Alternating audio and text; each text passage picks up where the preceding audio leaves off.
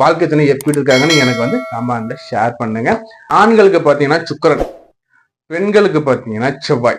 இந்த சுக்கிரனை வலுவா இருக்காருன்னா அவங்களுக்கு பாத்தீங்கன்னா வந்து வரக்கூடிய துணை வந்து பாத்தீங்கன்னா வந்து வேலை செய்யற துணையா இருப்பாங்க. அதே மாதிரி பெண்களுக்கு எடுத்து பார்க்கும்போது செவ்வாய் பகவான், இந்த செவ்வாய் பகவான் பங்கமாகாம நல்ல நிலையில இருந்தாலும் பாத்தீங்கன்னா வரக்கூடிய கணவர் வந்து உத்தியோக நிலையில இருப்பாங்க.